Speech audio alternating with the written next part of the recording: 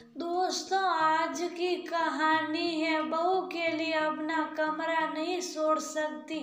दोस्तों, कहानी शुरू करने से पहले अगर आपने चैनल को सब्सक्राइब नहीं किया हो तो कर लीजिए ताकि आपके पास पहुंच सके हर नया वीडियो।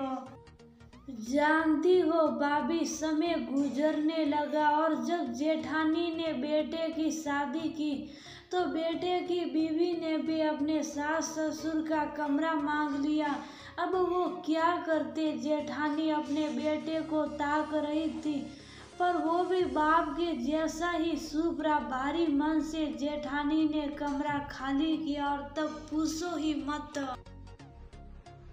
कितना गजब हुआ। जेठानी के बेटे बहू ने दादा दादी को उनका कमरा दिलवा दिया।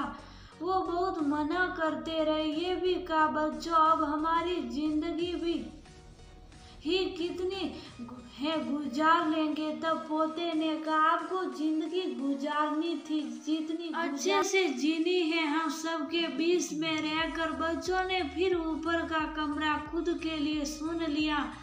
उन्हें वहाँ रहना ही कितना था। दोनों नौकरी करते थे तो दूरी शहर में रहते। उसके बाद जब मेरे बेटे का ब्याह करने का समय आया मैंने पहले से ही उसके लिए कमरा तैयार करवा दिया था जैसा आजकल के बच्चों को पसंद। भाभी, मेरा तो मानना है रहना एक ही घर में है तो पहले से ही सब तय करके रखना चाहिए। नई बहू को कहाँ पता होता ये कमरा किसका है।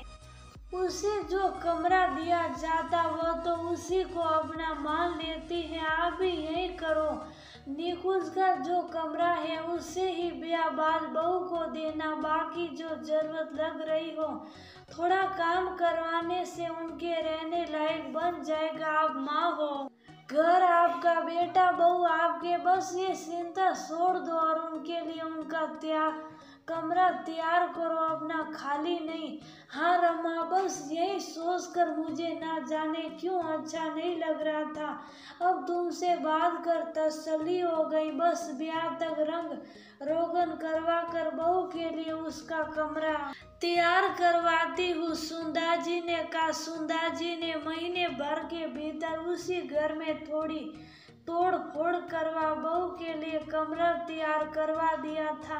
अरे भाभी, बेटे बहू की आरती तो करो। वो दोनों कब से दरवाजे पर खड़े हैं। रमा की आवाज सुन सुंदा जी सौंकते हुए सामने देखी। रमा दीपक जलाकर थाल लेकर खड़ी थी। सुंदर जी ने बेटे बहू की आरती कर घर में प्रवेश करवाया। फिर रमा से कहा बहू को उसके कमरे में पहुंचा दो। दोस्तों, मैंने बहुत घरों में देखा है घर चाहे बड़ा हो या छोटा, अक्सर कुछ मेहमानों और फिर बेटे के ब्याह के बाद घर में रहने वाला अपना कमरा छोड़कर उन्हें दे देते हैं। मेहमानों की बात करूं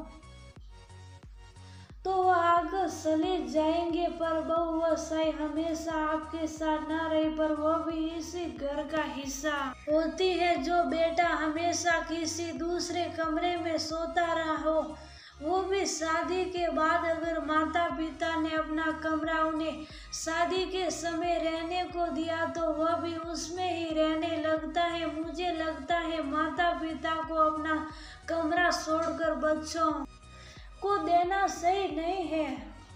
हम सब जानते हैं एक दिन बेटे का ब्याह करना ही है तो क्यों ना घर भी उसी हिसाब से बनवाया जाए और किराए पर भी रहते हैं तो कम से कम वैसा ही घर देके जहाँ हम भी सहूलियत से रह सके और बेटा बहू